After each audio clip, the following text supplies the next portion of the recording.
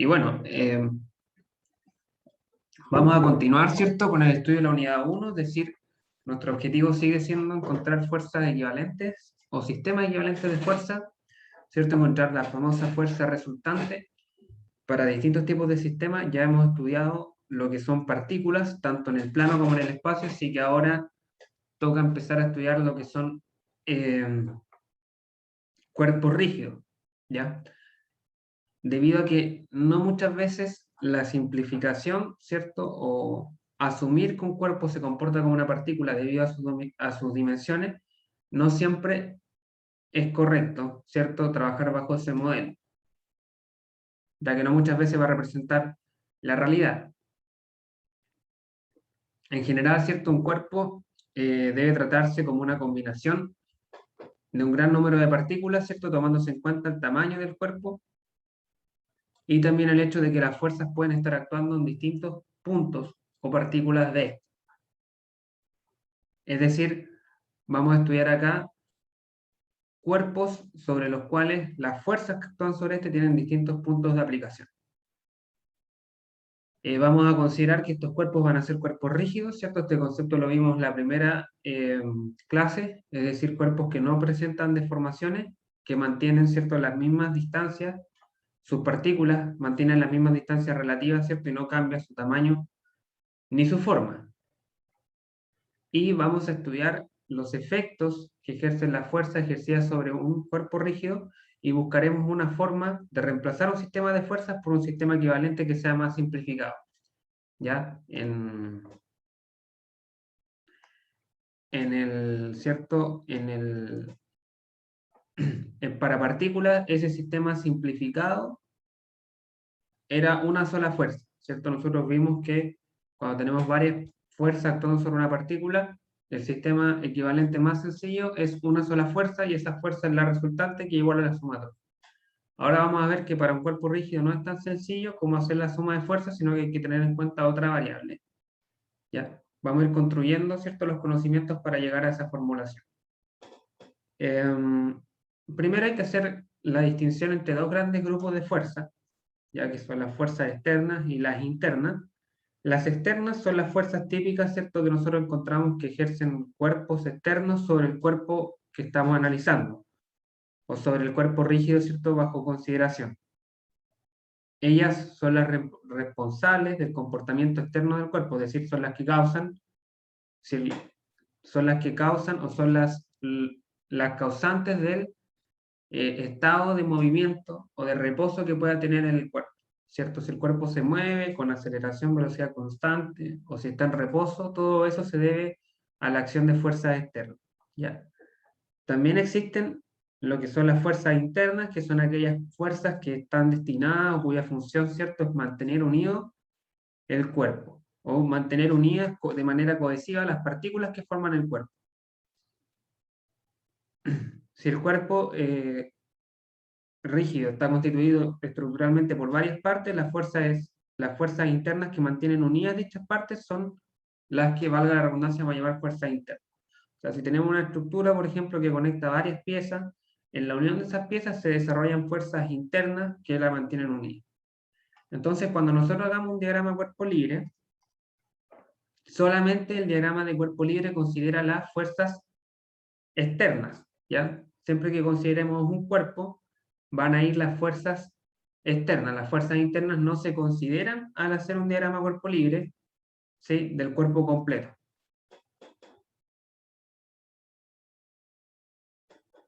Por ejemplo, ¿cierto?, podemos tener este camión de la figura, ¿cierto?, el cual está siendo arrastrado por una cuerda o por un cable, ¿cierto?, hacia adelante.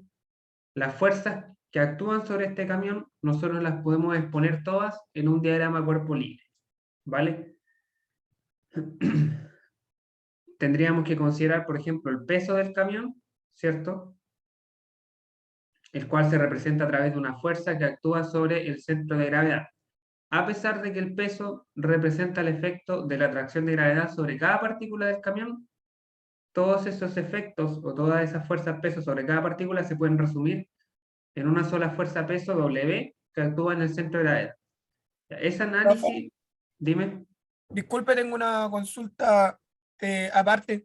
Cuando, por ejemplo, se está trabajando en el sistema inglés que era libras, ¿cierto? Libras, ¿se trabaja así? Libras, sí. En ese caso, por ejemplo, la fuerza peso no se multiplica por 9,8, ¿verdad? Se deja así nomás, ¿verdad? ¿O no? Claro, es que cuando te dicen que que un cuerpo pesa tantas libras, ahí te están dando el peso del cuerpo, no la masa. ¿Ya? Así que no es necesario multiplicarlo por nada. No es como acá que cuando uno dice erróneamente que uno pesa 50 kilogramos, en verdad no te están entregando el peso, te están entregando la masa. Entonces por eso hay que multiplicarlo por la fuerza de gravedad para esa masa transformarla a fuerza. Ah, No vale, hay- profe. Sí, así que no hay que multiplicar por Pero nada. la tensión y todo lo demás se sigue trabajando en Newton, ¿cierto? La fuerza del cuerpo. Es que si trabajas en unidades inglesas, todas las fuerzas te las van a dar en libras. El peso, las tensiones, todo lo que es fuerza se Ah, puede expresar en libras. vale, profe. O sea, si es libra, es todo libra, ¿no? Yo pensaba que era. Esa era mi duda. No, son sistemas distintos. No puedes mezclar Newton con Libra. O tienes que pasar todo a Newton o pasar todos los datos de Newton a Libra. Pero acá en el ramo trabajamos los problemas por separado. O sea, nunca les voy a mezclar las unidades. O está todo el problema en unidades inglesas o está todo el problema en unidades internacionales. Vale, profe, muchas gracias. Esa era Ya, mi de duda. nada.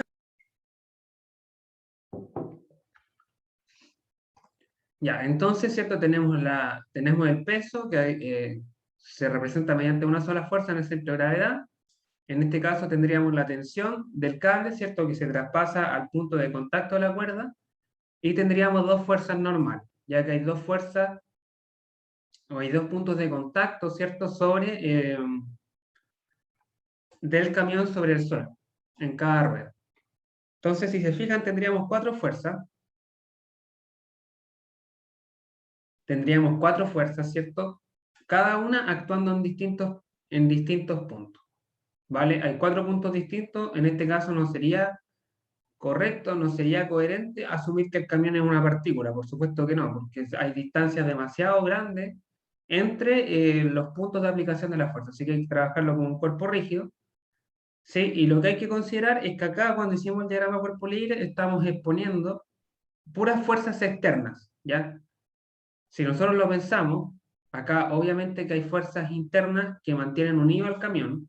Por ejemplo, ¿cierto? La rueda, la llanta, ¿cierto? Está unido acá a un eje de transmisión, ¿cierto? Está todo cohesivo, la puerta está unida acá seguramente con algún cierto mecanismo a la carrocería del camión. Hay una serie de cosas que están unidas acá mediante fuerzas también, pero esas fuerzas son internas y no aparecen en el diagrama cuerpo libre, ¿ya? Solamente aparecen las fuerzas externas.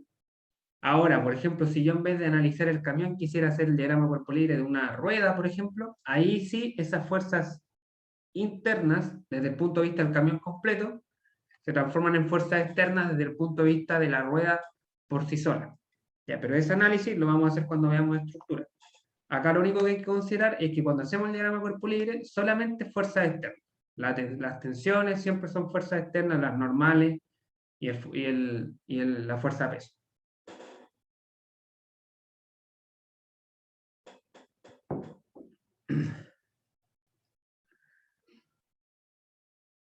Ya. Otra cosa que hay que considerar, ¿cierto? Es que las fuerzas son capaces de producir dos tipos de efectos, ¿ya? Dos tipos de tendencias, ¿ya? La primera es la tendencia a la traslación, ¿sí? Es decir, cuando un cuerpo se mueve, ¿cierto? En una línea recta,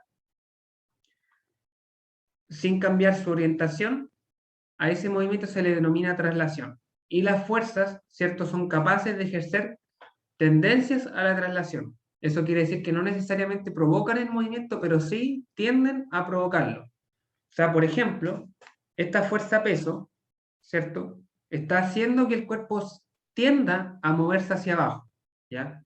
Está empujando el cuerpo hacia abajo. Obviamente esto no se mueve hacia abajo porque está el piso, y el piso reacciona con dos normales que anulan la fuerza peso, entonces esto no tiene movimiento vertical, pero sí tiene una tendencia al movimiento vertical. La fuerza peso le ejerce una tendencia, otra cosa es que en verdad logre moverlo.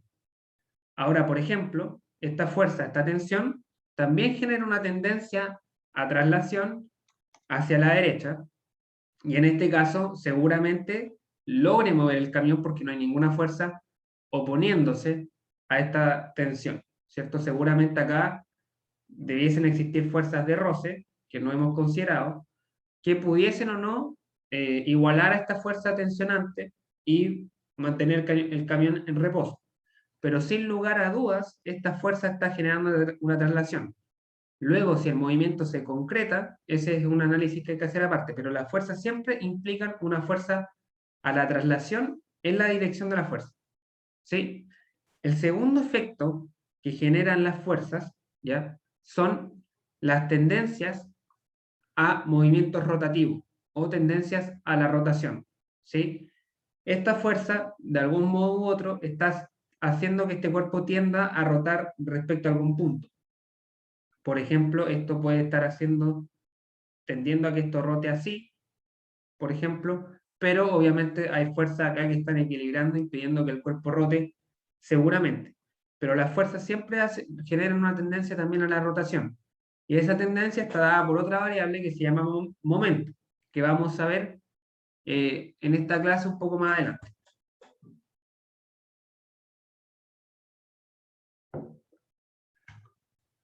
Entonces podemos afirmar que las fuerzas siempre van a ejercer dos tendencias, a la traslación y a la rotación, y pueden ocasionar un movimiento traslacional o rotacional o ambos, siempre y cuando dicha fuerza no encuentre alguna oposición. ¿Vale? Esa es la conclusión.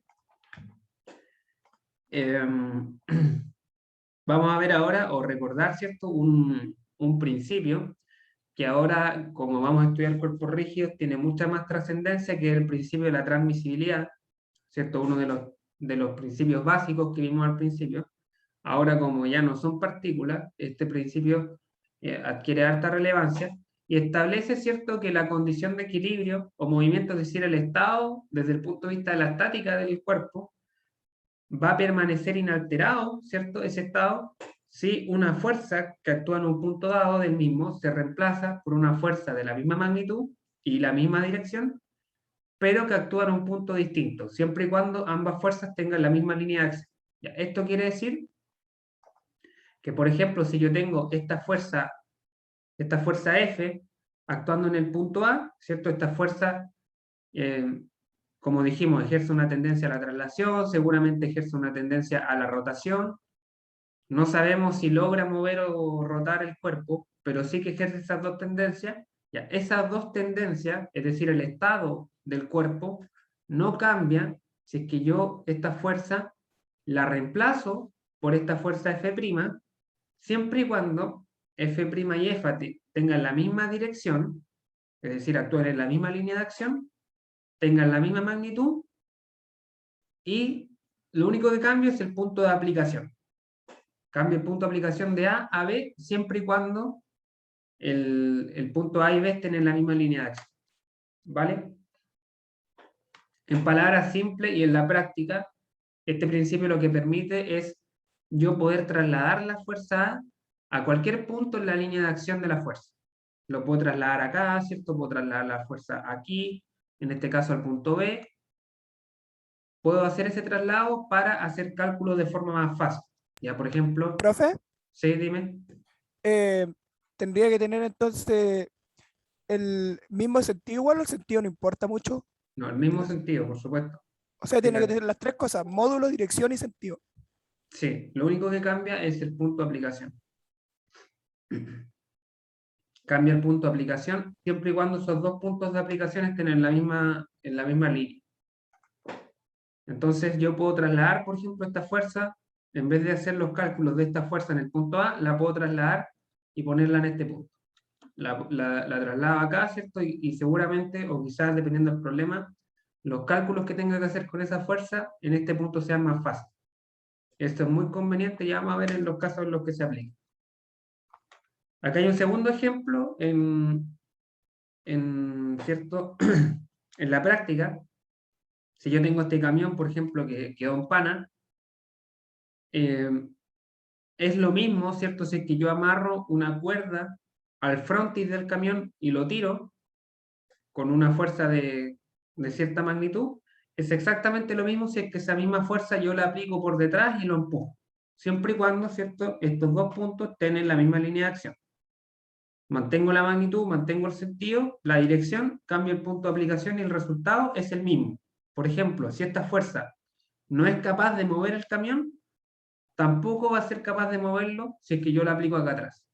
¿Ya? O si esta fuerza me provoca una aceleración de 5 metros por segundo al cuadrado, esa misma aceleración se va a provocar tanto si yo aplico la fuerza aquí adelante o si la aplico atrás.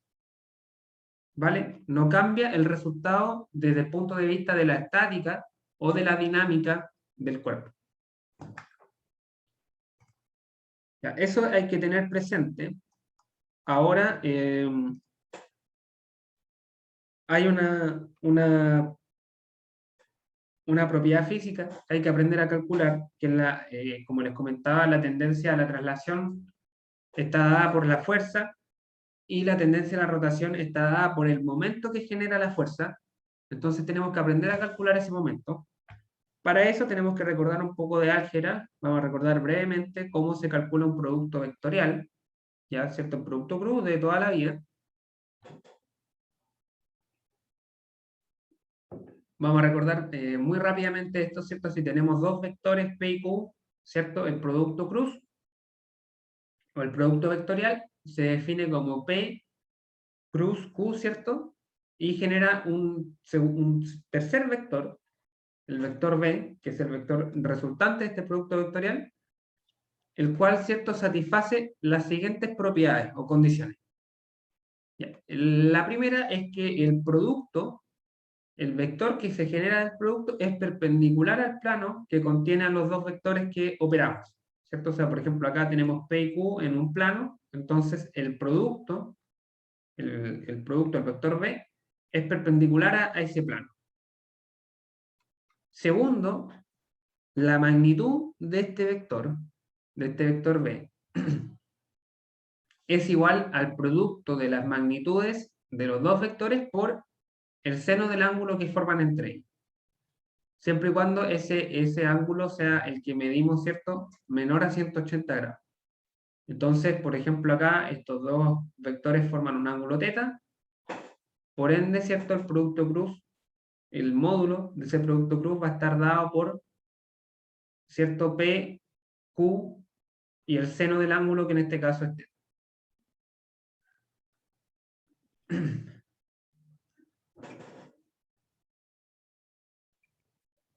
Entonces ya sabemos cuánto vale el módulo, sabemos que la dirección es perpendicular al plano, nos falta el sentido, el cual se obtiene a través de la mano derecha.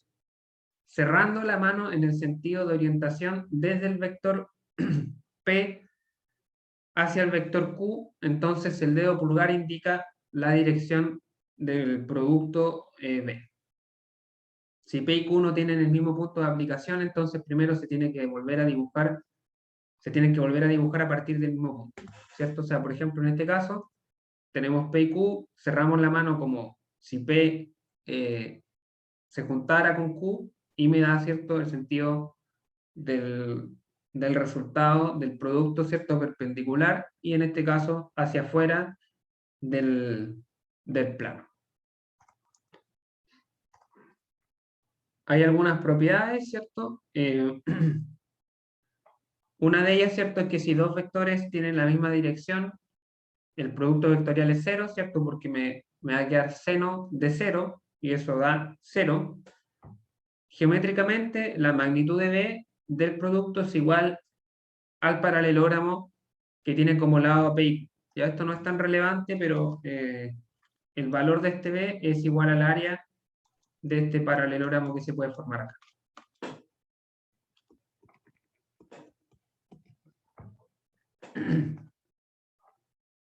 Luego tenemos que el producto vectorial no es conmutativo, ¿sí? Y se cumple esta siguiente propiedad, es decir, el producto cruz entre Q y P es igual al inverso multiplicativo, es decir, menos P cruz Q. Ya eso simplemente debido a la regla de la mano derecha.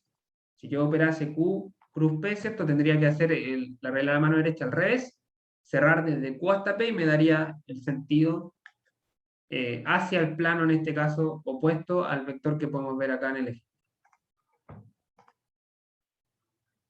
El producto vectorial es distributivo respecto a la suma, ¿cierto? Lo podemos distribuir respecto a la suma, pero no es asociativo respecto a la multiplicación. O sea, no puedo, ¿cierto?, cambiar el orden en el cual yo hago las multiplicaciones. Disculpe.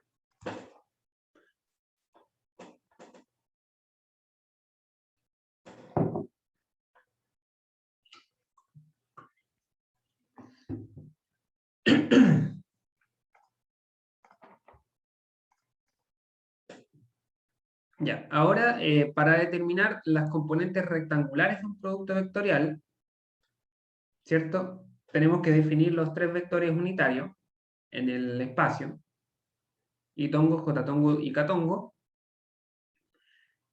y hay que considerar que dado que estos vectores unitarios, lógicamente, que tienen magnitud 1 y que forman ángulos rectos entre sí, su producto vectorial también será siempre un vector unitario.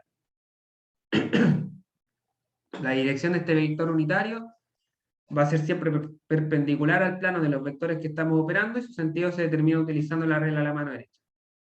Por ejemplo, ¿cierto? Si operamos y tongo y j tongo, el vector resultante debe ser unitario, debe ser perpendicular al plano XY, lo que hace coincidir, ¿cierto?, dicha dirección con el eje Z, y debido a la regla de la mano derecha debe ir en la dirección positiva. O sea, cerramos, ¿cierto? Y desde I a J y me da la dirección positiva del plano Z. El vector que cumple esas condiciones es catongo, ¿sí? O sea, vector de magnitud 1 en la dirección de Z positivo, catongo. Ahora, si consideramos las propiedades vistas, se puede concluir que el inverso de este producto vectorial, es decir, J cruz I, me tiene que dar menos K. Entonces tendríamos, ¿cierto?, este resultado. Tendríamos el resultado inverso. Y también podemos concluir fácilmente que si operamos un vector unitario, por sí mismo me daría 0 porque tendrían la misma dirección. Entonces el seno de 0 me da 0. Por lo tanto, siempre que opere un vector unitario consigo mismo, me va a dar 0. Luego, si repito esta operación con todos los pares de vectores unitarios posibles, obtengo esta tablita de acá. O sea, siempre que opero un vector con sí mismo me da 0, y si opero dos vectores distintos, siempre me va a dar el tercero. ¿Ya? Y si es positivo o negativo, eso depende directamente de la regla de la mano derecha. Pero tendríamos esta tablita de acá. Por lo tanto, si tenemos dos vectores unitarios, ¿cierto? Dos vectores unitarios, P y Q, ¿cierto? En términos de sus componentes rectangulares, por ejemplo, P, ¿cierto? Sería Px en itongo, más Pi en J, más Pz en K. Lo mismo con Q. Si hacemos el producto cruz, ¿cierto? Luego distribuimos, porque esto es distributivo respecto respecto a la suma. O sea, hacemos el producto cruz primero entre este y este, ¿cierto? Me va a quedar itongo por itongo, 0, o sea, este no aparece. Luego, acá hicimos este, luego si opero, por ejemplo, este con este de acá, me va a quedar itongo cruz j, ¿cierto? Eso me da acá, aquí, y me queda px por qx, por qi, perdón, que sería este valor de acá, ¿cierto? Y luego si voy distribuyendo cada uno con cada uno, luego tengo itongo con catongo, eso me tiene que dar j o menos j, itongo con catongo, aquí menos j, entonces estamos acá en j, y me queda px con qz, y acá está el menos, ¿cierto?, que me da el producto. Entonces si voy distribuyendo, al final me queda esta expresión de acá. Me queda esta expresión de acá, la cual, ¿cierto?, podemos expresar según las componentes rectangulares de cada uno, ¿cierto?, como estas tres ecuaciones de aquí. Y, ¿cierto?, estas tres ecuaciones corresponden a lo que es el desarrollo de un determinante, por lo tanto el producto vectorial lo podemos terminar expresando como este determinante que está acá abajo, ¿cierto? Esta entidad algebraica que permite resumir todo este cálculo y hacerlo de forma más fácil.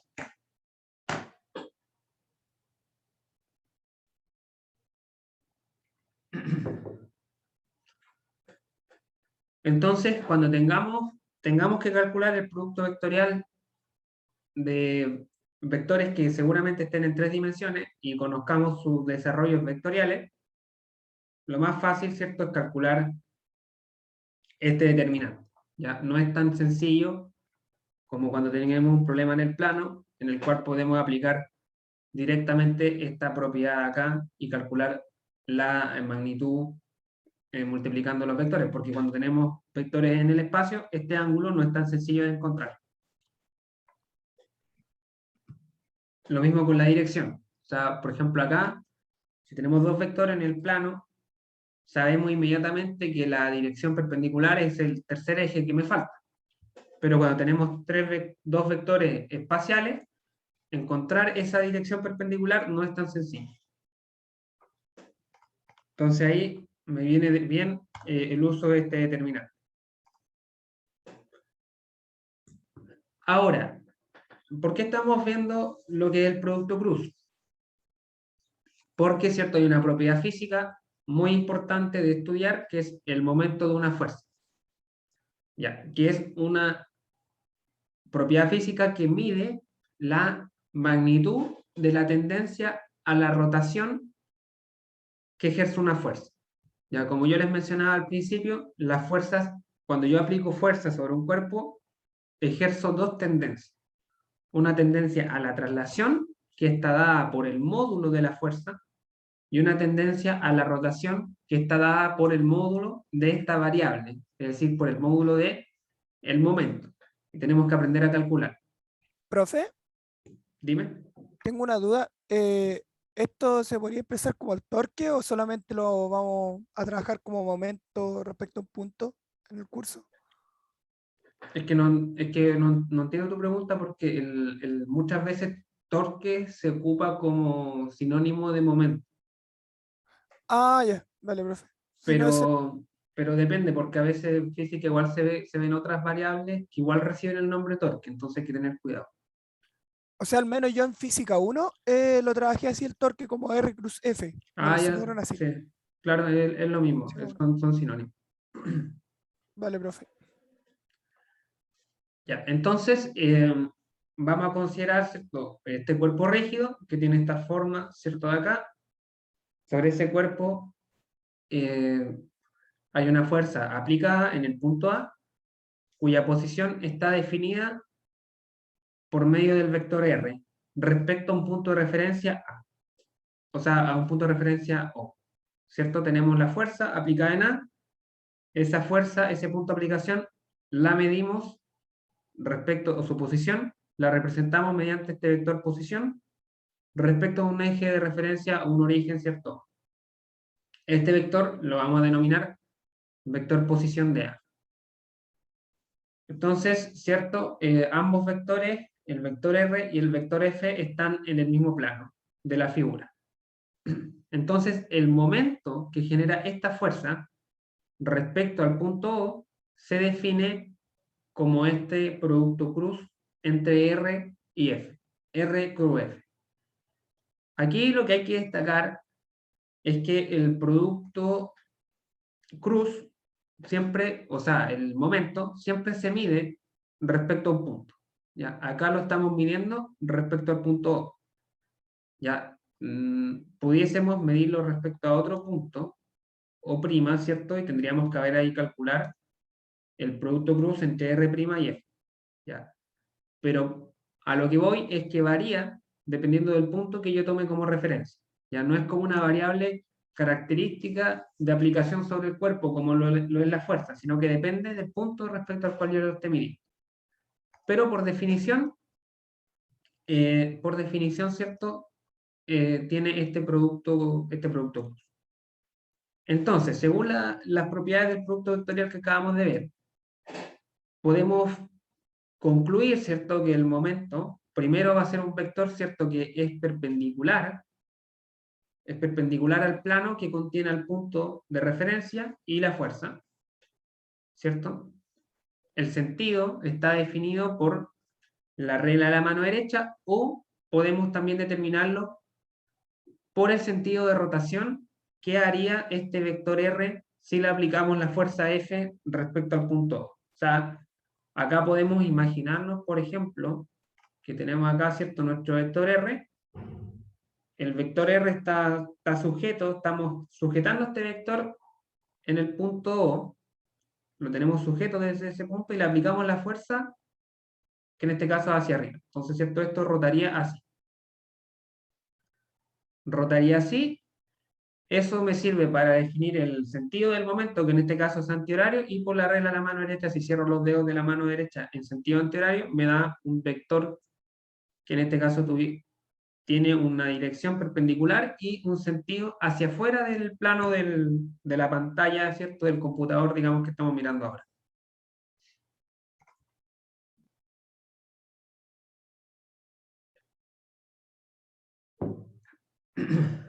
Entonces, ¿cierto? Por ejemplo, la primera imagen tendríamos un sentido antihorario. Si hacemos el mismo juego en la imagen de la derecha, tenemos acá el vector R, lo tenemos sujeto desde O y le aplicamos la fuerza hacia abajo, esto rotaría en sentido horario.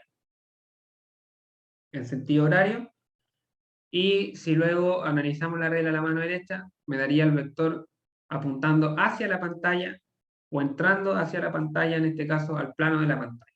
O si están trabajando en una hoja, ¿cierto?, hacia el plano de la hoja.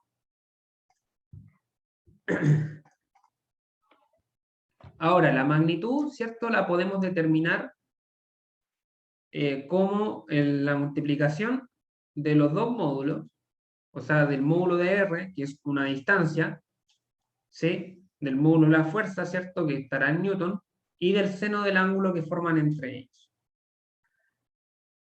Ahora, esta variable, si juntamos este R con este seno de teta, que este teta se repite acá, ¿cierto? R seno de teta es igual a esta distancia que forma acá un ángulo perpendicular con la fuerza, ¿ya?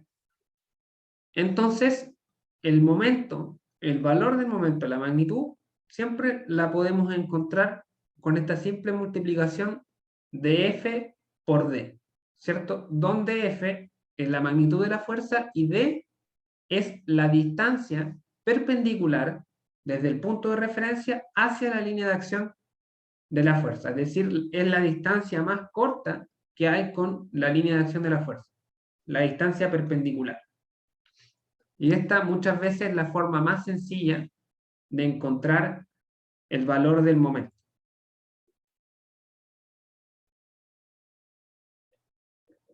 La magnitud. F por D. Fuerza por distancia perpendicular. Como dije anteriormente, la magnitud del momento lo que mide, ¿cierto?, físicamente lo que representa es la tendencia que ejerce la fuerza F para hacer rotar el cuerpo rígido alrededor del eje que pasa por el punto. ¿Ya? O sea, lo que mide es la tendencia a que esto rote así, respecto a este punto. ¿Ya? Mientras mayor sea el momento, más probable es que este cuerpo gire o presente algún momento, un movimiento rotativo respecto al punto. En el sistema internacional, ¿cierto?, el momento se expresa como newton por metro, es decir, fuerza por distancia, y en el sistema inglés sería libras por pie o libras por pulgada.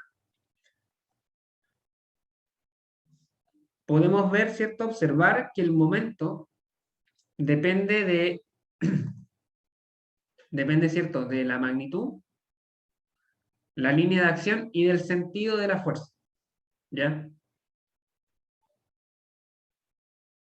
Es decir, mientras mayor magnitud tenga la fuerza, ¿cierto?, mayor momento causa, depende de la línea de acción, porque mientras más alejada esté la línea de acción, mayor va a ser la distancia. Acá es típico el ejemplo que se da de la puerta, ¿cierto?, que la perilla de la puerta, ¿cierto?, donde uno hace la fuerza para abrirla y cerrarla, está lo más alejado posible del eje respecto al cual gira la puerta, para que no haya que hacer tanta fuerza para abrirla. Si yo pusiera la manilla al lado del eje, tendría que hacer más fuerza para poder abrirla y cerrarla, porque estaría la línea de acción más alejada, y también depende del sentido, ya que eso determina la dirección de la rotación.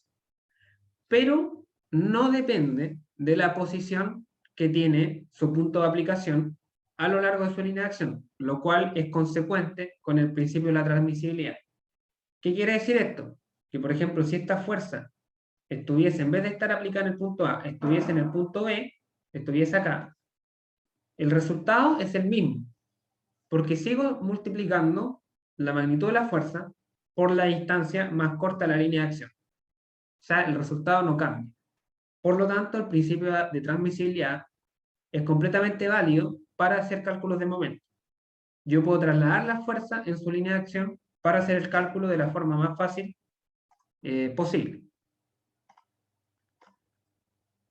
Hay un teorema, que es el teorema de Varignon, que en realidad no es otra cosa que la aplicación de esta propiedad distributiva del producto cruz para el cálculo de un momento. O sea, si tenemos varias fuerzas aplicadas en un mismo punto y queremos calcular el momento de todas esas fuerzas, es lo mismo si yo calculo la resultante, es decir, sumo las fuerzas y luego calculo el momento, o si calculo el momento por separado de las fuerzas y luego sumo esos momentos para obtener el momento total. Es exactamente lo mismo.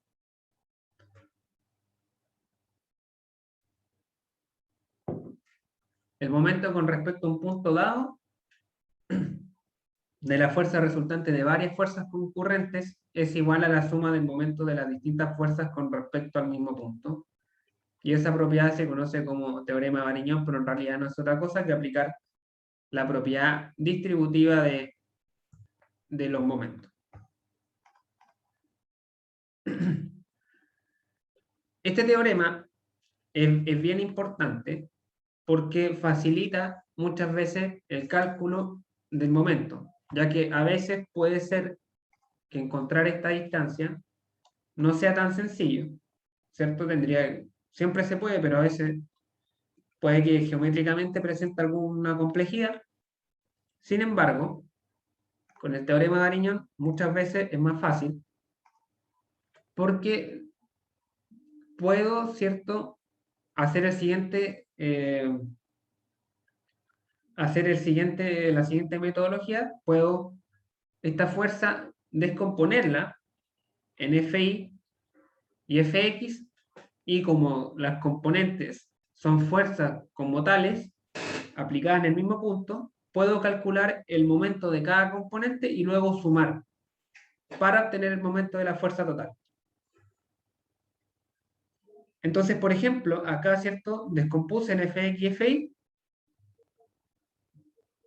descompongo también el vector posición, x, y, lo descompongo y luego, ¿cierto?, calculo el momento de cada componente y sumo.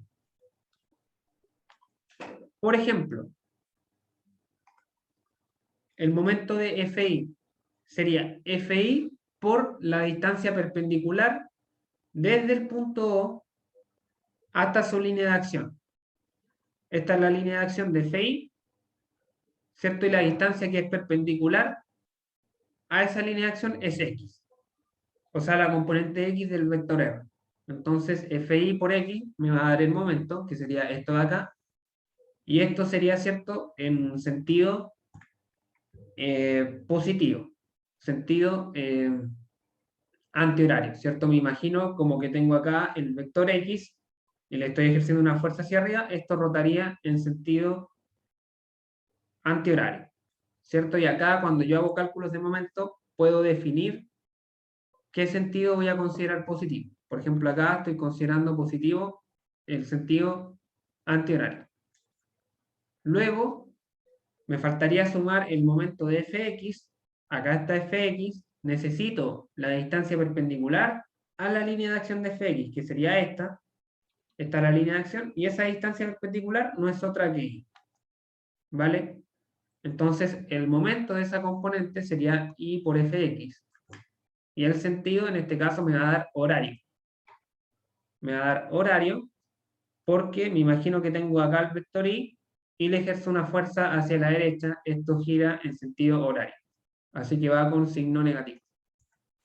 Por eso acá en realidad la suma se me transforma en una recta, porque este signo me da negativo. Entonces, si se fijan, acá este resultado es lo mismo que el F por D.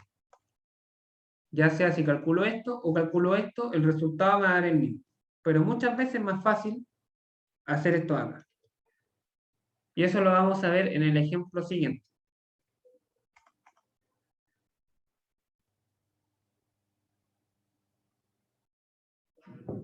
En el ejemplo siguiente. Acá tenemos, ¿cierto? Una barra con un ángulo recto. Y queremos calcular el momento de esta fuerza de 800 newton que está aplicada en A con respecto al punto B. Entonces, según todo lo que hemos visto, acá tenemos varias opciones para hacer este cálculo. En realidad tenemos como mínimo 3 alternativas. La primera, ¿cierto?, es directamente calcular el producto vectorial. ¿Ya? O sea, trazo el vector posición, ¿cierto?, que va desde... Lo voy a dibujar de otro color mejor. Trazo el vector posición que va desde el punto de referencia hasta el punto de aplicación de la fuerza, ¿cierto? Esto sería mi vector R. Acá tengo F. Defino, ¿cierto?, esta fuerza F como un vector. Defino el vector posición como un vector en notación vectorial y calculo el determinante. Calculo el momento como R cruz F. Con el determinante, ¿cierto? Y todo. Esa sería la primera opción. La segunda, ¿cierto?, es extender la línea de acción de acá, de esta fuerza, ¿cierto? Extendemos la línea de acción. Y encontrar la distancia perpendicular desde B hasta esta línea de acción. O sea, por ejemplo, acá pareciese ser, o visualmente pudiese ser R, pero no necesariamente es R. O sea, a ver, por ejemplo, esa puede ser la distancia perpendicular, donde forme justo un ángulo recto, o quizás por acá arriba. Habría que encontrarla.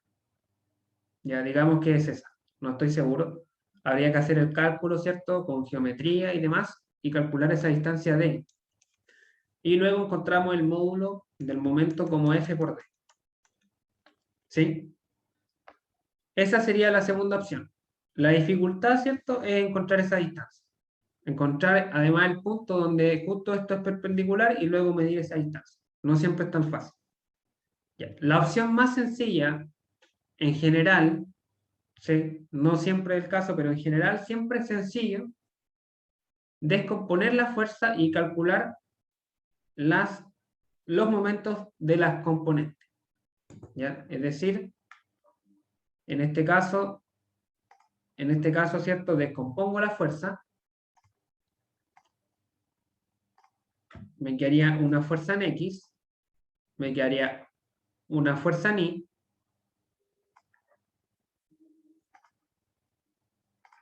así, ¿cierto? Tendríamos Fx, que es igual a 800 coseno de 60, 400 newton.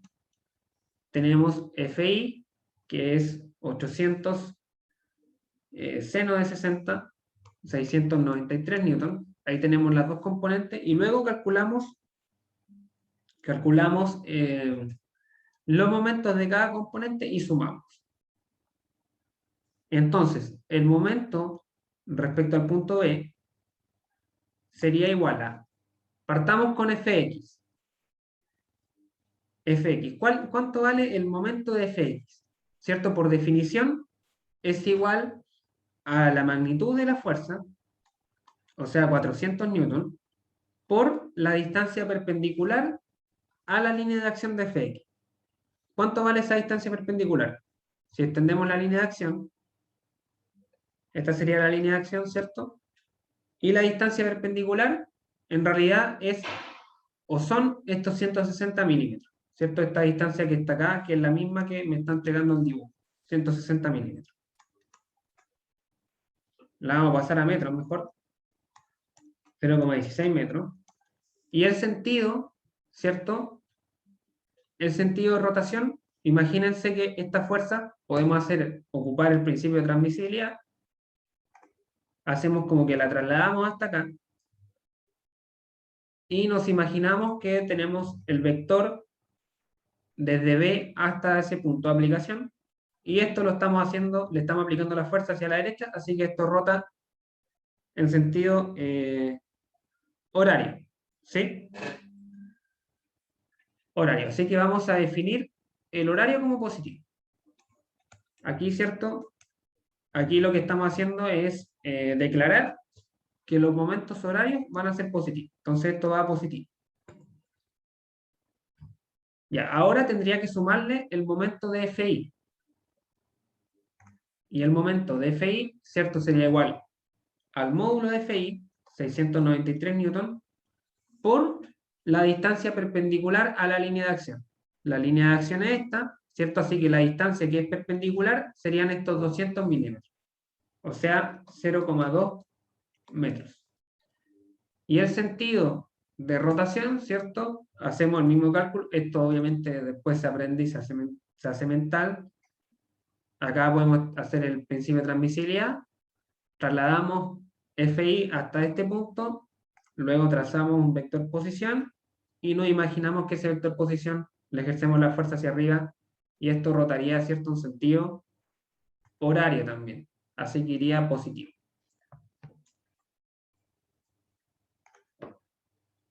Positivo.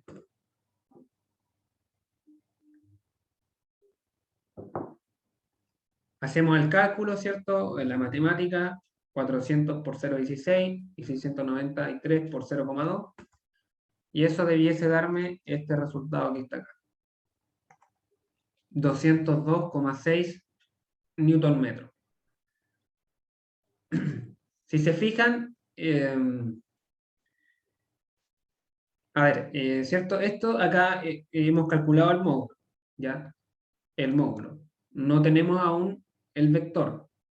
Para transformar esto a vector, ¿cierto? Tenemos que traer a colación, ¿cierto? Las propiedades que vimos al principio, es decir, como acá está todo contenido en el plano XY, si decimos que este es el eje X y este es el eje Y, ¿cierto? El vector momento tiene que ser perpendicular a ese plano, o sea, tiene que ir en K, ¿cierto? Y la dirección, o el sentido, mejor dicho, tiene que ser congruente con la regla de la mano derecha. Como acá me dio un momento horario, si yo cierro los dedos de la mano en sentido horario, me da hacia la pantalla. Hacia la pantalla o en la dirección de menos Z, por eso acá me queda el menos. Así que aquí estaría como vector expresado el momento. Serían menos 202,6 newton metro en Nm. Y si se fijan, este desarrollo que hay acá es exactamente el mismo que uno obtiene si es que calcula esto como un determinante. ¿Sí? Si esto lo expresamos como un determinante, esto sería IJK, ¿cierto? El vector R es este de acá. Este es el vector R. Entonces el vector R serían, ¿cierto? Menos 200 en I tongo, menos 200, más 160, o menos 0,2 mejor, y más 0,16, 0 en K, ¿cierto? Porque no tiene distancia en K, y las fuerzas son acá 400 newton, 400 newton y 693 newton, y 0. Y si desarrollamos este determinante, ¿cierto?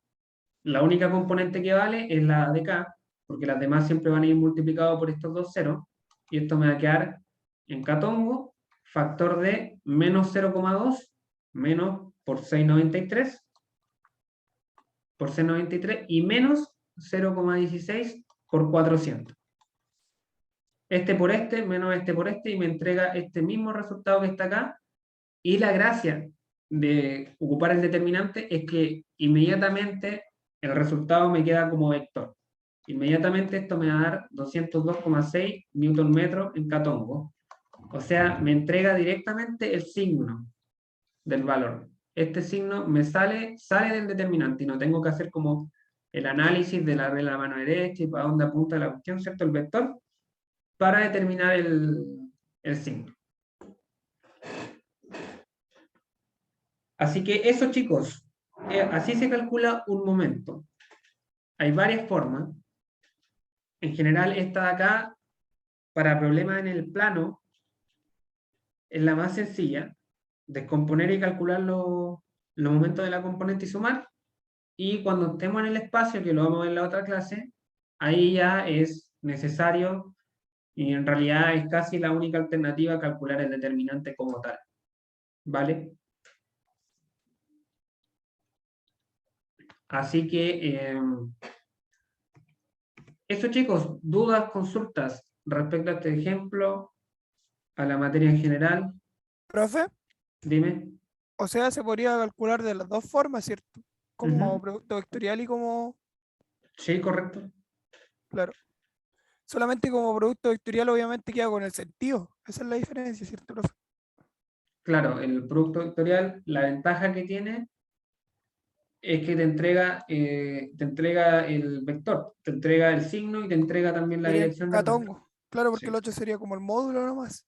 sí. Pero es que en realidad cuando trabajamos en el plano, ya con el módulo y con este simbolito que está acá, es decir, diciendo que el momento es de 202,6 Nm en sentido horario, ya estoy caracterizando completamente el momento. O sea, ya estoy entregando toda la información necesaria para describir completamente el momento. No es relevante decir que esto está en catongo, como que se entiende que si estoy trabajando en el plano aquí, ¿cierto? El momento está en catongo. O sea, con el módulo me basta, más la dirección de rotación. Con esos dos datos ya describo bien el momento. Vale, profe. Gracias. ¿Qué más quería apuntar acá? Eh,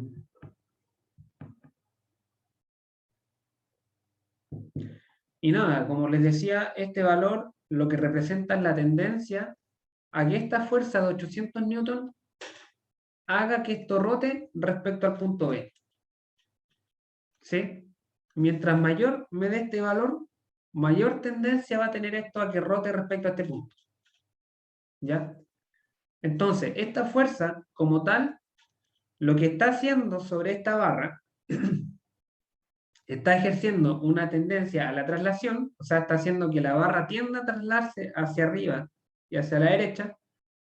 La tendencia a la traslación está dada por el módulo de la fuerza, por 800 newton, y también está ejerciendo una tendencia a la rotación por 202 newton metro. O sea, esta fuerza está intentando provocar esos dos movimientos. Ahora, que lo logre o no lo logre, depende, ¿cierto?, de cuánto aguante, por ejemplo, este perno que está acá. Si logra romperlo o si el perno aguanta bien, esto no se va a mover, pero la tendencia está ahí. Así que eso, chicos, esa ha sido la clase de hoy. Mismo momento. La clase del miércoles ya vamos a ver esto mismo, pero en el espacio, cómo se calcula esto en el espacio. Y otras propiedades, ¿cierto?, que hay que ir viendo de a poco para llegar al resultado. Profe, Dime. en el taller entraría entonces hasta lo del miércoles, ¿cierto? De esta semana. No, lo del taller es hasta lo del miércoles de la semana pasada. Ah, vale, profe. O sea, esto que vimos hoy no se... No, no, esto no. Vale, profe. Sería Sí, materia nueva nomás. sí, Vale. Entraría todo eso lo que son tensiones cuando trabajamos con vector unitario y todo eso, ¿verdad? Ajá. sí. Resultantes de fuerza en partículas, en general. Y equilibrio en partículas. Vale, profesor. Muchas gracias.